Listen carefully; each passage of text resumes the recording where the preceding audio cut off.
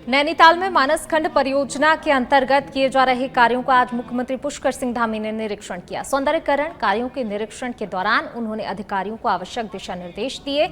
इसके साथ ही वहां पर उन्होंने स्थानीय लोगों और पर्यटकों से बातचीत की। आपको बता दें कि मानस खंड परियोजना के तहत पौराणिक मंदिरों के मार्गों पर विकास का कार्य किया जा रहा है। तो सीएम धामी ने अधिकारियों को आवश्यक दिशा निर्देश दिए हैं।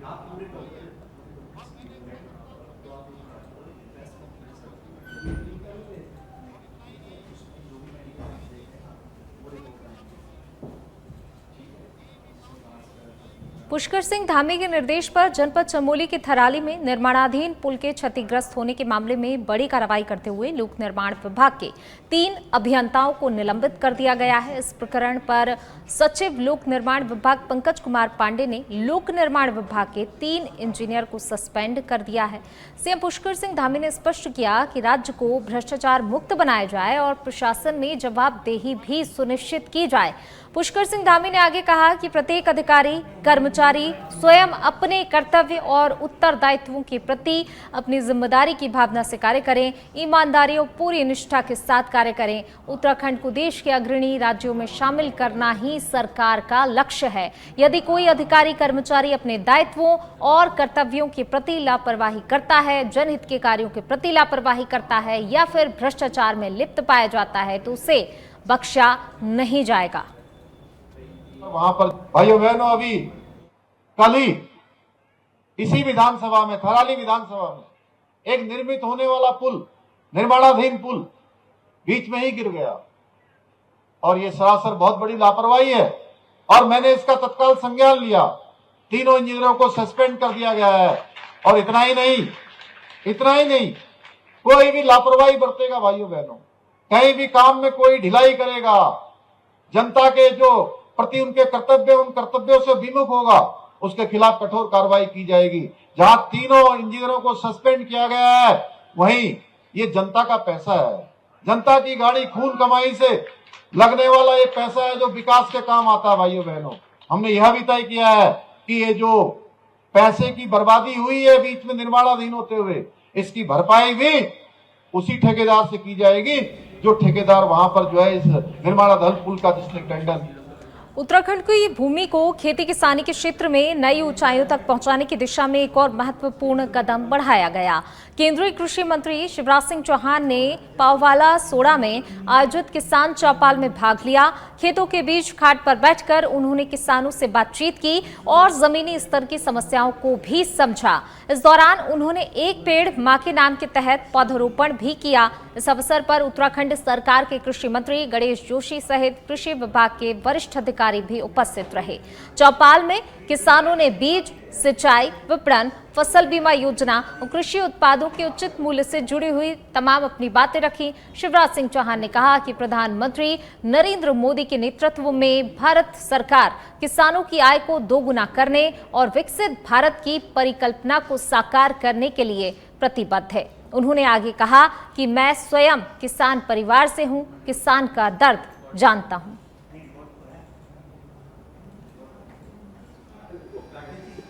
शरीर, मन, बुद्धि, आत्मा एक अलग ऊर्जा से भर जाती है। आज विकसित कृषि संकल्प अभियान के लिए यहां आया हूं और मैं प्रसन्न इसलिए हूं कि प्रदेश सरकार जो काम यहां कर रही है उसके परिणाम यहां दिखाई दे रहे हैं। उत्तराखंड फलों का हब बनने का सामर्थ्य रखता है। यहाँ के अलग अलग फल, लीची, आड़ू, सेब, लेवेंडर की खेती अभी हमने देखी।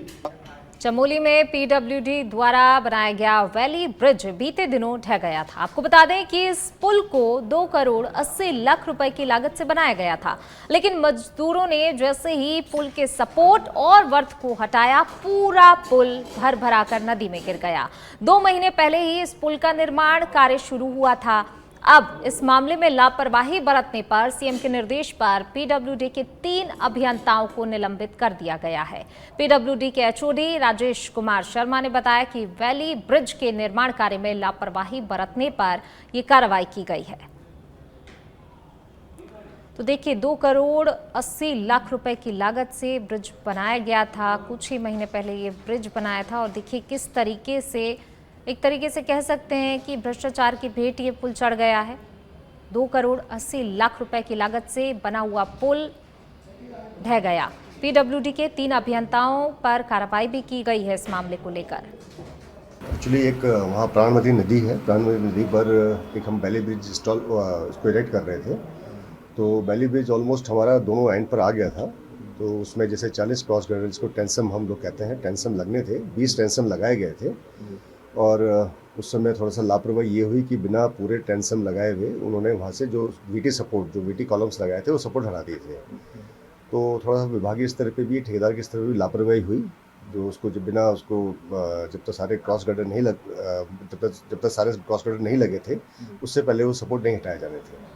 तो ये लापरवाही परिषद थी, जिसके ऊपर में ये सारा सा जो दंड दिया। मोदी सरकार के कार्यकाल को 11 साल पूरे होने पर भाजपा पूरे देश में कार्यक्रमों के माध्यम से जश्न मनाएगी। भाजपा के इस कार्यक्रम को लेकर कांग्रेस लगातार हमलावर है। पूर्व मुख्यमंत्री हरीश रावत का कहना है कि भाजपा तो विफलता का जश्न मनाने में उस्ताद है। उन्होंने कहा कि सत्ता में जब से मोदी सरकार आई है, तब से देश में गरीबी बढ़ी है।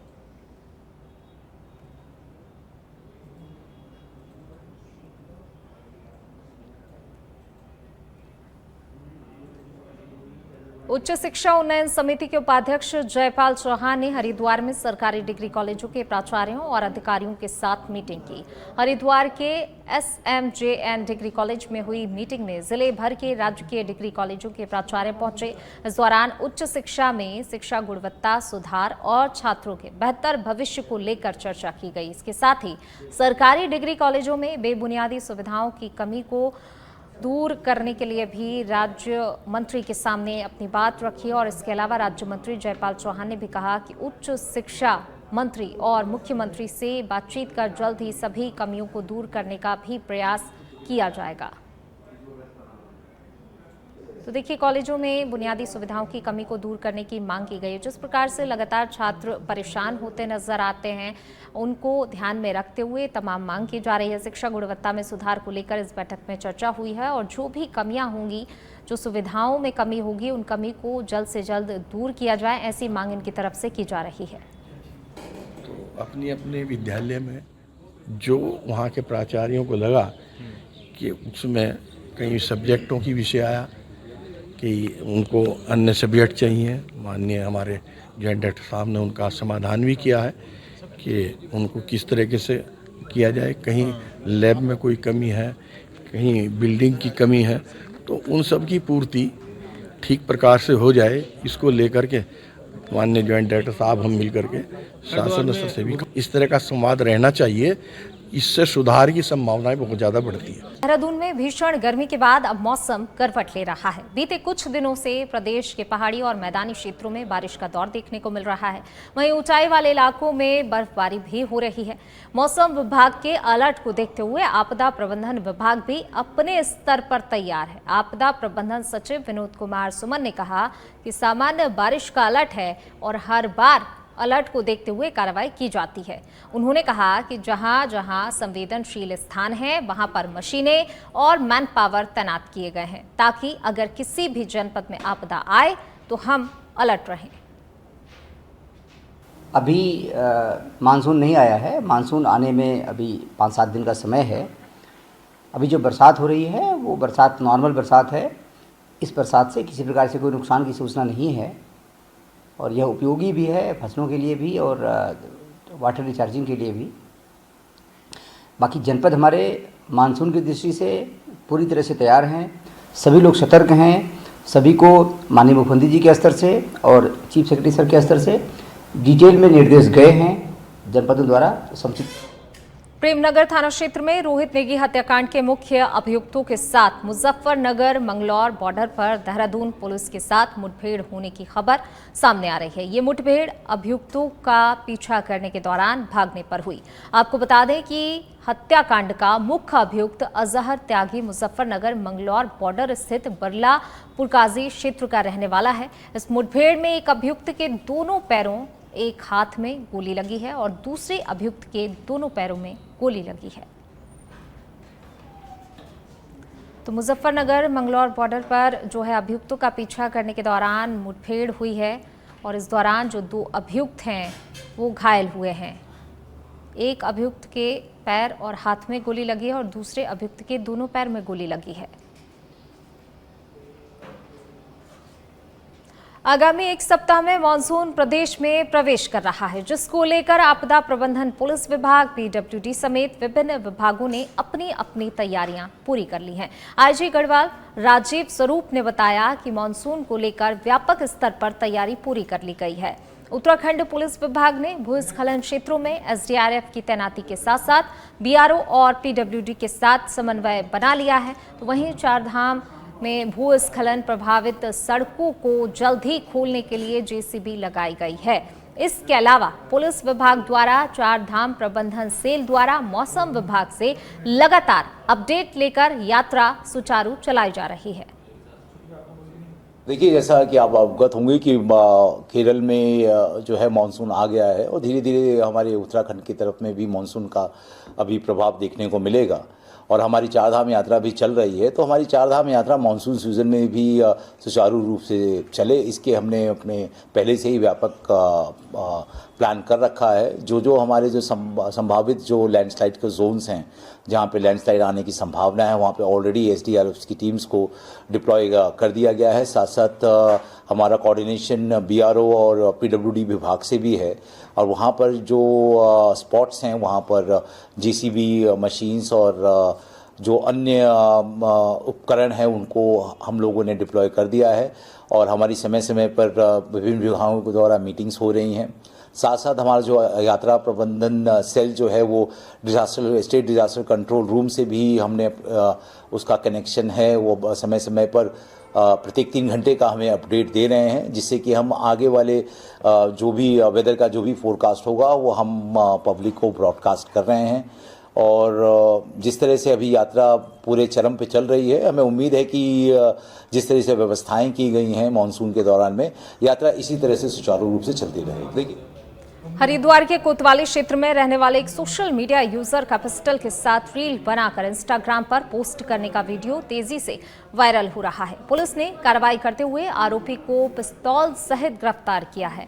जांच में पता चला कि राहुल ने जिस पिस्टल से रील बनाई थी वह एक खिलौना है और सोशल मीडिया पर यूजर बढ़ाने के लिए उसने नकली पिस्टल के साथ रील बनाई थी। राहुल ने हाथ जोड़कर माफी मांगी है और पुलिस ने भविष्य में इस तरह की हरकत न करने की चेतावनी देकर राहुल को छोड़ दिया है।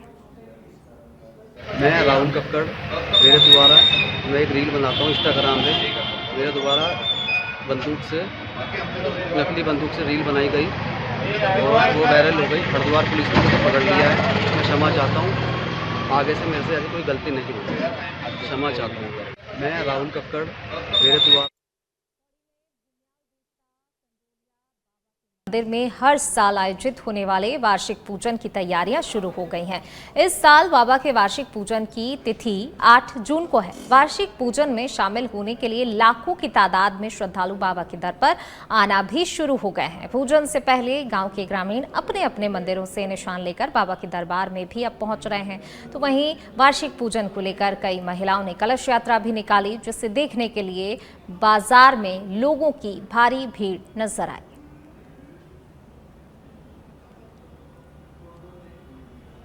तो 8 जून को इस साल बाबा के वार्षिक उत्सव की शुरुआत होगी। वार्षिक पूजन को लेकर महिलाओं ने कलश यात्रा निकाली और इस दौरान जो है भारी भीड़ लोगों की वहां पर नजर आई है। इस वार्षिक पूजन को लेकर लोगों में खासा उत्साह नजर आ रहा है और ये उत्साह अभी से ही दिखने लगा है। 8 जून को ये उत्सव है, लेकिन उससे पहले आप देखिए कितने जोर शोर से वहां पर वार्षिक पूजन को लेकर तैयारियां की जा रही हैं। तो बड़ी संख्या में जो है महिलाएं तो शामिल हुई, लेकिन लगातार वहां पर और भी श्रद्धालु पहुंच रहे हैं और श्रद्धालुओं का उत्साह जो है देखने लायक है। काफ़ी ज़्यादा उत्साहित ये श्रद्धालु वार्षिक पूजन को लेके हैं। 8 जून को इस साल बाबा के वार्षिक पूजन की तिथि है। बहुत मान्यता है हमारे ध्वजों की, क्योंकि हम लोग हर साल की तरह से इस साल भी वही मना रहे हैं। हर साल हम लोग अपने अपने गाँव से ध्वजा लेकर के आते हैं। पहले छोटे कंडोलिया बाबा है, यहाँ चढ़ाते हैं। इसके बाद बड़े कंडोले ठाकुर जो हमारे वहाँ चढ़ाते हैं। पूरे वाद्यों के साथ हम यही कामना करते हुए जाते हैं कि हे ईश्वर, साल भर अपनी वरदत हम पर बनाए रखना, सुख शांति रखना, सबको प्रसन्न रखना। मान्यता इसमें यह है कि ये हमारे आराध्य हैं, भूमियाल देवता हैं और इनकी छत्र छाया में ही हम लोग पल रहे हैं। यहाँ पे जो हमारे खेत खलियान हैं, भविष्य में भी हमारा ये सब बहुत अच्छा रहे, इसलिए हम इनको हर साल पूजन करते हैं। सालों से पूर्व यहाँ पे एक मंदिर के रूप में एक हमारी गांव की विधवा के द्वारा जो है कि भगवान का रूप में रखा गया था और धीरे धीरे परिवर्तन होते होते इसको एक छोटी सी झोपड़ी का रूप दिया गया था। उसको विधवा जो थी हमारी बाल कुमारी विधवा थी, उनको वैसे उनका नाम कुमारी देवी था, लेकिन उनको जो है ढोलियापुरी कहा जाता था।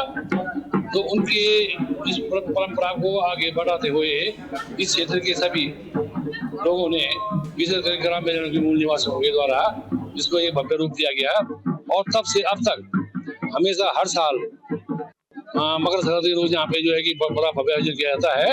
और महाजून में जब कंडोला देवता का भंडारा होता है जो पौड़ी कंडोला में स्थित है, इस समय भी यहाँ पर जो है ध्वजारोहण किया जाता है और अपार जनसंख्या में सभी लोग गाँववासी, क्षेत्रवासी, इस क्षेत्र के जितने लोग हैं सब आकर के यहाँ पे पूजा अर्चना करते हैं और उसके साथ साथ ध्वज को लेकर के भगवान के यहाँ ध्वज लेके जाते हैं।